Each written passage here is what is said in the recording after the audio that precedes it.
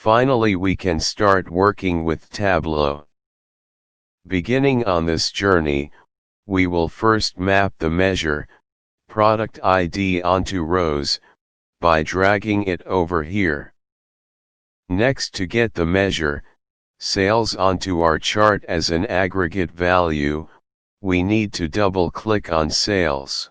If we want to see the sales as a dimension or axis, drag the same onto columns. Ctrl+Z brings you back to the previous. It's nothing but undo. As you can see, by default it has mapped it as text. You can click and select bars. Let's select the automatic for now. Observe that the numbers or text representation of the data doesn't depict the unit. Ideally, in this case, it should be dollars. So if we have to add the currency, and since there are many measures which have currency as the unit, we will do this in one go. First, let's select Budget COGS, then press Ctrl and click on the rest of them, one by one. This would do a multi-select over here. We will leave out inventory as its units is not currency. Now, do a right-click. Go to Default Properties, select Number Format. Select Currency, Custom. We don't want decimal values, so we are making the decimal places as 0.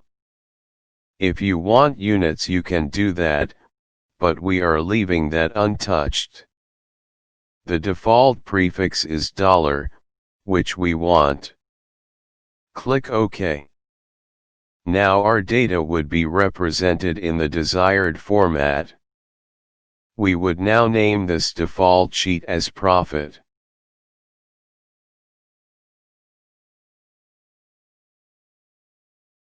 Add a new sheet, drag the product ID dimension onto the rows. Double-click on Sales and Profit. But we are referring to the product with an ID, and that doesn't give us any idea of the actual product. Quickly referencing with our Excel data sheet, we see a product table which gives better understanding of the product. So from a business perspective, adding these product descriptions onto the charts makes a good case.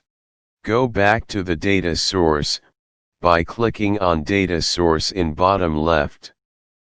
We already have the fact table from the coffee chain Excel, we need to add product and location.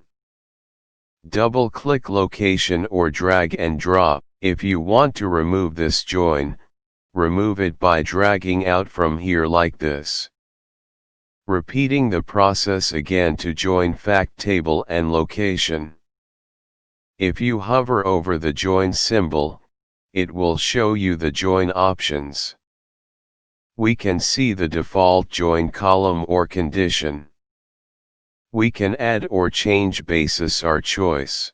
Again, let's add product table as well. Here it has automatically used product ID to connect the two tables.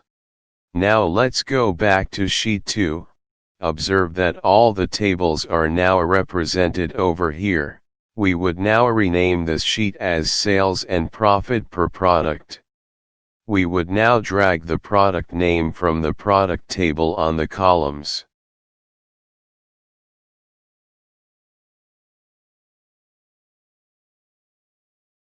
Since we don't need the product ID, we will just drag it out from the sheet. By joining and making these changes, the representation of this data carries more business value.